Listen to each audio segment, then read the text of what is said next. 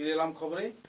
শিলচরের দাসকলোনি এলাকায় চম্পা দাস নামে এক গৃহবধূর মৃত্যুকে কেন্দ্র করে এলাকা জুড়ে তীব্র ক্ষোভের সৃষ্টি হয়েছে। উল্লেখযোগ্য যে নিজের স্বামী মৃত্যুঞ্জয় দাসের হাতে মৃত্যু হওয়ার অভিযোগ থাকার পর স্বামী মৃত্যুঞ্জয় দাস তা কবুল করেছে। উল্লেখযোগ্য যে 35 বছর বয়সী চম্পা দাসকে পারিবারিক বিবাদের জেরে গলা টিপে হত্যা করে স্বামী মৃত্যুঞ্জয় দাস। ঘটনাকে ঘিরে এলাকা জুড়ে তীব্র উত্তেজনা ও শোকের পরিবেশ সৃষ্টি হয়েছে।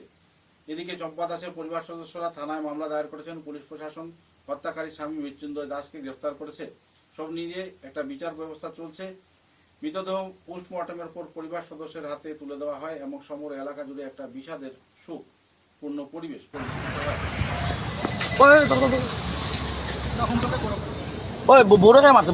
আমি মারছি কেতা লাগি মারছো মারছি তার চরিত্র খারাপ আসলো আর তাই লোকে সবে সাথ দিছে লেগে মারছি সাথ দিছে হ্যাঁ তার ভাই বোন সবে আমার মা থেকে দূরে আমার বোন থেকে দূরে সবে সাথ দিছে মানে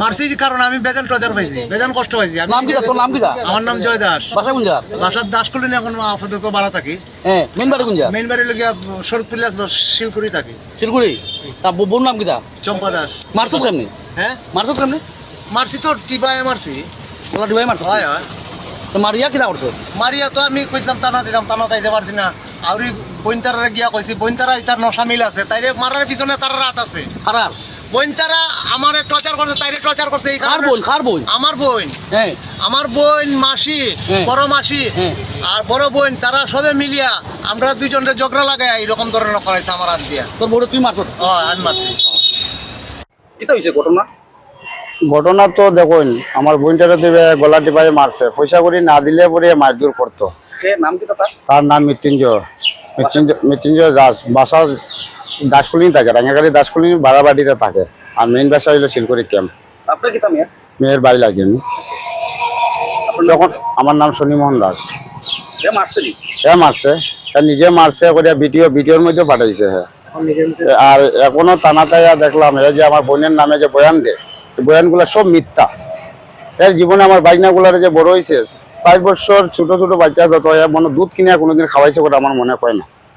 আর তার মুখের বাণী নিজে আমি শুনলাম তার যে বোন দুইজন তার মাসি আরেকজন কে কইছে আমি বুঝতে পারছি না তারা সবাই জড়িত আছে কইছে টাকা পয়সা তার কাছে আছে এটা নিজে হয়ে গেছে।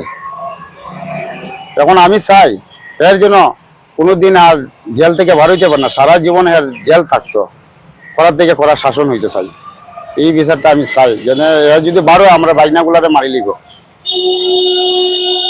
কত মারতে পারে হ্যাঁ। আমি রাঙ্গেরগাড়ি থানাকে ধন্যবাদ জানাই এই আসামিকে ধরছে আমি ধন্যবাদ জানাই ওদেরকে।